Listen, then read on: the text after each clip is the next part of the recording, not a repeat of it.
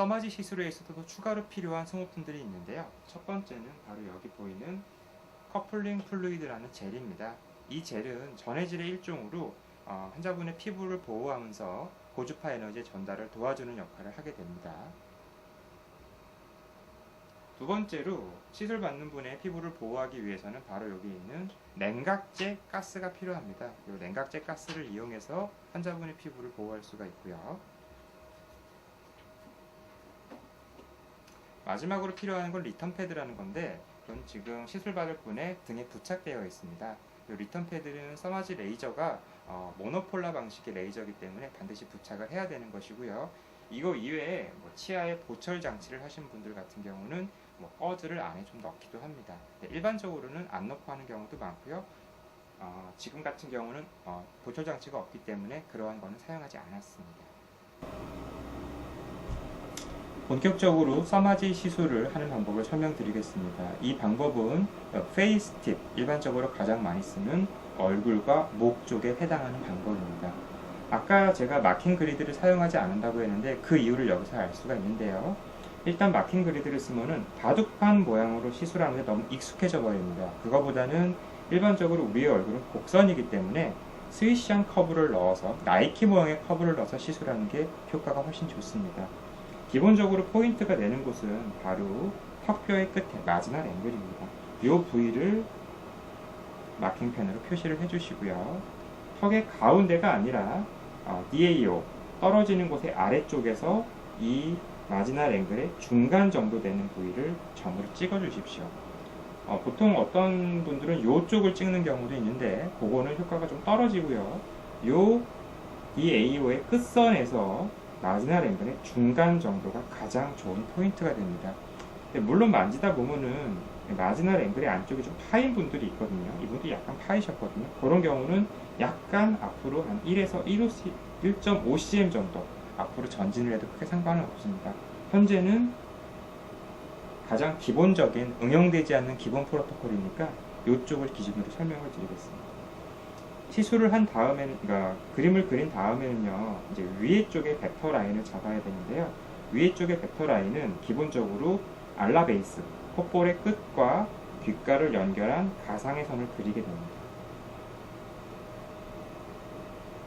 그리고 요 라인의 3분의 1과 요 라인의 3분의 1, 이 정도가 되겠죠. 그래서 이 두 개의 선을 직선으로 연결을 하게 됩니다. 여기서는 요 선과 요 선이니까 직선으로 연결하면은 요 정도가 되겠죠. 일반적으로 지금 요분 같은 경우는 마스터의 궤적과 비슷하게 나오는 경우가 많은데요. 보통 다른 분들은 안 그런 경우가 굉장히 많습니다. 그렇기 때문에 그냥 아무 생각 없이 따라서 하지는 마시고요. 반드시 처음에 익숙해지기 전까지는 마킹펜을 이용해서 이런 식으로 요분의 벡터 라인을 확인하신 다음에 하는 게 좋습니다. 그 이후에는 입꼬리의 끝과 귓볼 부위를 또 하나의 가상선으로 연결합니다. 이렇게 되면은 기본적인 벡터 라인은 모두 완성이 됐고요. 이 다음에 이제 시술을 시작하게 됩니다.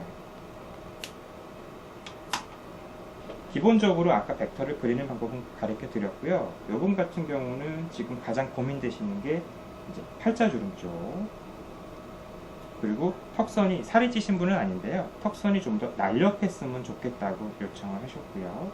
그리고 눈가의 옆과 아래 주름이 가장 신경이 쓰인다고 합니다. 즉 이분은 요 둘레 쪽, 전체적인 요 둘레 쪽이 가장 신경이 쓰이는 분인데요. 이러한 분일수록 가운데 말한 요 두 번째 섹터에 벡터 힘을 더 강하게 줘야지 리프팅이 됩니다.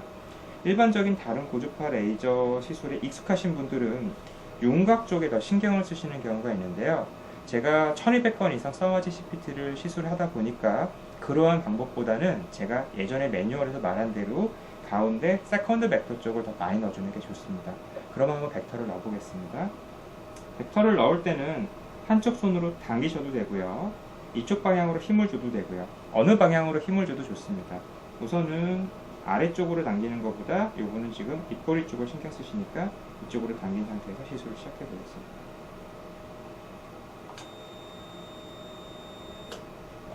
이렇게 하면은 요게 한 샷의 치료가 끝난 거고요.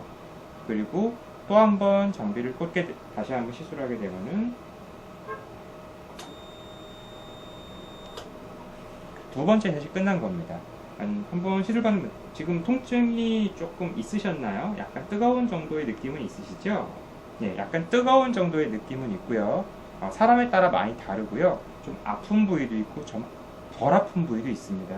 일반적으로 시술을 할 때 가장 아픈 부위는 일반적으로 피부가 얇거나 또는 신경 조직이 지나가는 곳이 아픕니다.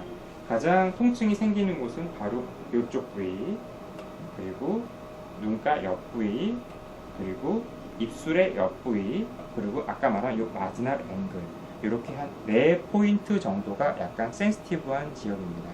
이 부위들을 시술을 할 때는 강도를 피하기보다는요, 좀 더 그 부위를 빨리 지나가서 쿨링이 될 수 있게 시술을 해드리는 게 시술자가 시술을 더 빨리 할 수 있고 받으시는 분들도 통증을 훨씬 줄일 수 있는 방법입니다. 자세한 시술 방법은 제가 또 나중에 또 설명을 해드리기로 하고요. 우선 기본적으로 요거는 시술을 쭉 해보겠습니다.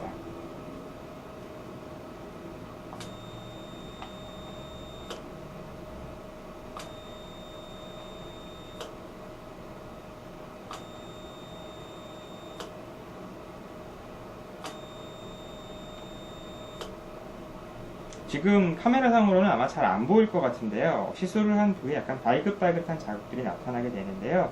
요거는 5분이나 10분 정도면 사라집니다. 그리고 사람에 따라서 이런 에리세마가 1시간 가까이 가시는 분들도 있지만 대부분은 1시간 또는 2시간 내에 전부 다 사라지기 때문에 써마지 시술은 오전에 받고 잠깐 쉬신 다음에 점심을 드시고 회사에 출근하셔도 주변에서 알아보지 못할 만큼 다운타임이 없는 시술입니다.